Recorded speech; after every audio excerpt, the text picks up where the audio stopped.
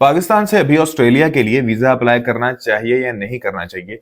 क्या अभी भी ऑटो रिफ्यूजल्स आ रहे हैं? तो अगर आप जेन्युइन स्टूडेंट हैं, मैं बार बार ये लफ्ज बोल रहा हूं, अगर आप if you are a genuine student then you must apply to Australia. Australia is a very good destination. अस्सलाम वालेकुम, मेरा नाम है Junaid Suhail and I am the CEO and founder of Endeavours Consultants where every dream matters. आज के इस video का topic है स्टडी इन ऑस्ट्रेलिया। जो लेटेस्ट अपडेट्स हैं वो आपके साथ शेयर करूंगा। तो बहुत सारी मिथ्स हम देख रहे हैं मार्केट के अंदर स्प्रेड हो रही हैं, बहुत सारी चीजें जो लोगों को जो है वो नाउमीद कर रही है कि अब ऑस्ट्रेलिया के बॉर्डर्स क्लोज हो चुके हैं और आप ऑस्ट्रेलिया में नहीं पहुंच सकते। तो मैं आपको आज की इस वीडियो में ये बताने वाला हूं कि आप अगर ऑस्ट्रेलिया जाके पढ़ना चाहते हैं तो क्या चीजें हैं जो आपको रिक्वायर्ड है, और बेसिकली ऑस्ट्रेलिया ने ये सारा कुछ आखिर किया क्यों है। तो सबसे पहले हम बात करते हैं कि जो कैप की एक बहुत ही ज्यादा फैला दिया गया है, लोगों ने, कंसल्टेंट्स ने यूट्यूब पे वीडियोस बना बना डाली हैं कि जी कैप लग गया, कैप लग गया, कैप लग गया। ये कैप का बिल अभी इंप्लीमेंट नहीं हुआ। ये कैप का बिल अभी स्टिल पार्लियामेंट में पड़ा हुआ और अभी तक इसके ऊपर उसको पास नहीं किया गया। कैप लगेगा जरूर, लेकिन क्यों लगाया जा रहा है, इसकी वजूहात क्या है, वो सारी मैं आपसे डिस्कस करता हूँ। जेसन क्लेयर ने क्लियरली बताया था कि जो मिनिस्ट्रियल उनका जो एक्ट है 107, जिसके तहत उन्होंने बहुत सारे वीजास को रिफ्यूज किया है, वो इसलिए किया है ताकि वो अपने इंस्टीट्यूशंस को अब्यूज होने से बचा सके। बहुत सारी मैं सिर्फ पाकिस्तान का नहीं, इंडिया से, बांग्लादेश से, ऐसे बहुत सारी कंट्रीज हैं जो थर्ड वर्ल्ड कंट्रीज हैं या जो भी ऐसे ममालिक हैं जहां पे इतने ज्यादा वसाइल मौजूद नहीं है। उन्होंने क्या किया, उन्होंने ऑस्ट्रेलिया के सिस्टम के अंदर एक लूप होल देखा और उसको एक्सप्लॉइट करना शुरू कर दिया, इंक्लूडिंग पाकिस्तान। अब इसकी वजह से क्या हुआ कि उनकी जो गवर्नमेंट लेवल पे चीजें हैं वो बहुत ज्यादा डिस्टर्ब हो गई, जिसकी वजह से उनको ये फैसला लेना पड़ा कि हमें नेट माइग्रेशन को कैप करने की जरूरत है, एक लिमिट के अंदर रखने की जरूरत है, क्योंकि लोग इसको as a escape route use कर रहे हैं। People are getting study visas from the universities और वो फरार होके आगे निकल जाते हैं, इलीगल हो जाते हैं या किसी और एक्टिविटीज में मुलव्वस हो जाते हैं या किसी कॉलेज में ट्रांसफर ले लेते हैं।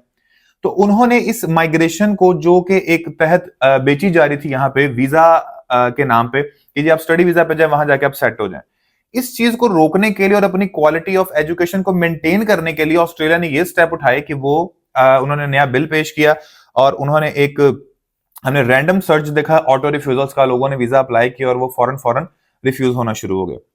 अब शायद उनको भी अभी तक ये समझ नहीं आ रहा कि कौन सी प्रोफाइल जेन्युइन है या कौन सी नहीं है, इसलिए उन्होंने बहुत सारे लोगों को इसके अंदर रगड़ दिया। और इसके इसके नतीजे में हमने क्या देखा कि एक बहुत बड़ा नंबर पाकिस्तान से और दूसरी कंट्रीज से जो है वो नीचे गिर गया, जिसकी वजह से रिफ्यूजल ही रिफ्यूजल हो गए। अब हुआ यह कि गुज़श्ता एक साल के अंदर ऑस्ट्रेलिया की इमेज मार्केट के अंदर इतनी ज्यादा डाउन चली गई कि लोगों ने यहां अप्लाई करना ही छोड़ दिया। और अब हम देख रहे हैं कि Aahista Aahista visa acceptance rate बढ़ रहा है। वो बढ़ नहीं रहा क्योंकि नंबर ऑफ एप्लीकेशंस हो गई हैं बहुत ज्यादा कम। अब ऑस्ट्रेलिया ने जो अपने इंस्टीट्यूशंस थे उनको बार बार प्रोवाइडर्स को ये बताया कि आपने नंबर ऑफ स्टूडेंट्स को कैप्ड रखना है। उन्होंने जीटीई को जीएसटी में कन्वर्ट किया, जेन्युइन स्टूडेंट टेस्ट के अंदर। पहले इसको हम जेन्युइन टेम्पररी एंट्रेंट के नाम से जानते थे, अब ये जेन्युइन स्टूडेंट टेस्ट के नाम से जाना जाता है। जीएसटी का प्रोसीजर लागू करने का मकसद यह था कि स्टूडेंट जेन्युइन है या नहीं। अब वो टेस्ट ये डिसाइड करता है कि स्टूडेंट के पास उसके फंड्स जेन्युइन है या नहीं, वो स्टूडेंट पढ़ने वाला है या नहीं। फिर उन्होंने एक काम और किया कि उन्होंने रिलीज लेटर को बढ़ा के 6 मंथ तक कर दिया कि जेन्युइन स्टूडेंट जो भी आएगा, एक सेमेस्टर का वो पे कर चुका होगा, 4th मंथ में वो सेकंड सेमेस्टर का भी पे करने वाला होगा। तो टेक्निकली वो 1 साल की फी दे चुका होगा। अगर वो बैचलर्स का स्टूडेंट है तो वो 1 साल अल्टीमेटली यूनिवर्सिटी का पूरा कर रहा है, और अगर मास्टर्स का स्टूडेंट है तो वो ऑलरेडी 1 साल पढ़ चुका होगा, दूसरा साल ही वो वहां पर पढ़ लेगा। किसी हद तक उन्होंने इस माइग्रेशन की जो जिसको अब्यूज किया जा रहा था टेक्निक्स को, उन्होंने उसको रोका है और बंद किया है। सिमिलरली जीटी की रिक्वायरमेंट्स में भी बहुत सारे डॉक्यूमेंट्स ऐसे थे जो कि फेक बनाए जा रहे थे, डिफरेंट डिफरेंट जगहों से बन रहे थे, उन्होंने उसको भी पकड़ा और उसको भी कम किया। अब जैसे हम जानते हैं कि जीटी वाला, जीएसटी वाला मामला 23 मार्च को हो चुका था 2025 में। उन्होंने ये सारी चीजें इसलिए की ताकि हम जो हमारे इंस्टीट्यूशंस हैं उनका सोशल कांटेक्ट जो है वो इंटैक्ट रहे, उनकी जो इंटेग्रिटी है फॉर द स्टूडेंट्स वो मेंटेन रहे और उनके जो सेंटर्स हैं वो उसी तरह करते रहे। तो 3 उनके मकासद थे, जिसमें से एक नेट माइग्रेशन को कम करना था, क्वालिटी एजुकेशन को मेंटेन करना था और इंटेग्रिटी जो है अपने इंस्टीट्यूशंस की वो बरकरार रहती, क्योंकि ऑस्ट्रेलिया की universities is well renowned in the whole world.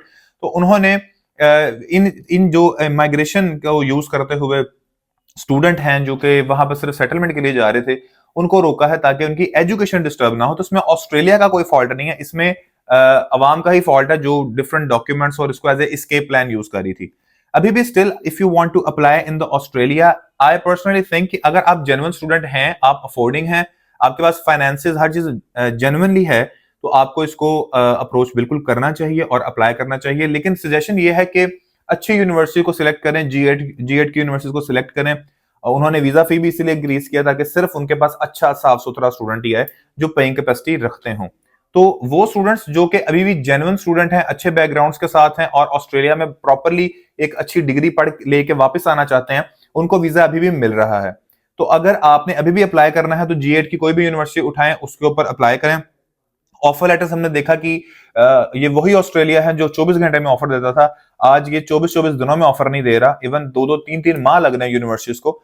तो अब जो नेक्स्ट इनटेक इनकी आ रही है, आप उसके अंदर अप्लाई कर सकते हैं। फेब इनटेक के अंदर भी बहुत अच्छा रिस्पांस हमने देखा है वीजास का, क्योंकि एप्लीकेशंस बहुत कम हो गई हैं, सिर्फ जेन्युइन स्टूडेंट बाकी बचे। तो अगर आप जेन्युइन स्टूडेंट हैं, मैं बार बार ये लफ्ज बोल रहा हूं, अगर आप if you are a genuine student then you must apply to Australia. Australia is a very good destination, उसकी एम्प्लॉयमेंट के लिहाज से भी, एंड पोस्ट स्टडी वर्क जो ऑप्शंस हैं वो भी बहुत अच्छे हैं वहां पर, और सेटलमेंट और पीआर की तरफ भी आप जा सकते हैं, बट थ्रू प्रॉपर वे। इस सिस्टम को अब्यूज करके जाना, जब भी आप शॉर्टकट्स ढूंढेंगे किसी भी जगह पे जाने के लिए, तो आपको कहीं ना कहीं जाकर तंग करेंगे। तो as from my side, my advice is कि आपके पास एक मेंटेन्ड बैंक अकाउंट होना चाहिए। Bank account should be 6 months old in ideal cases. University की एम्बेसी की स्पेसिफिक रिक्वायरमेंट नहीं है ये, लेकिन आपको मेंटेन करना चाहिए। जो बैंक आपकी अमाउंट है उसका सोर्स होना चाहिए, वो पैसा कहां से है। इधर आपने कोई प्रॉपर्टी सेल की है, कोई गिफ्ट आपको मिला है, जैसे भी है आप उसको जस्टिफाई करें और अपने फंड्स और फाइनेंसेस को मैनेज करें और अपने इंटरव्यू की अच्छी तैयारी करें, ताकि अगर आपको एम्बेसी का इंटरव्यू भी आता है तो आपको पता हो कि आप एक जेन्युइन स्टूडेंट है, आपने यूनिवर्सिटी क्यों चूज की, उसकी रैंकिंग क्या है, उसका कंपैरिजन क्या है, आपने किन दूसरे इंस्टीट्यूशंस के साथ इस यूनिवर्सिटी को कंपेयर किया है, आपने ऑस्ट्रेलिया को किन अदर कंट्रीज के साथ कंपेयर किया है, और आपका कंपैरिजन जेन्युइन होना चाहिए। आपने ये नहीं बोलना कि जी मुझे मेरे दोस्त ने बोला था ऑस्ट्रेलिया बहुत अच्छा थे, आ जाते डॉलर ही डॉलर है, ये नहीं बताना। या आपने ये नहीं कहना जी मैं वहां जाकर टैक्सी चलाऊंगा और मैं 8-9 हज़ार डॉलर महीने का निकाल लूंगा। ये बातें आपका शो करती हैं आपका कि आप एक जेन्युइन स्टूडेंट नहीं है। तो अगर आपको हमारी आज की वीडियो पसंद है, इसे लाइक कीजिएगा, सब्सक्राइब कीजिएगा, जितना हो सके अपने दोस्तों के साथ शेयर कीजिएगा। Thank you so much for watching our video. अल्लाह हाफिज।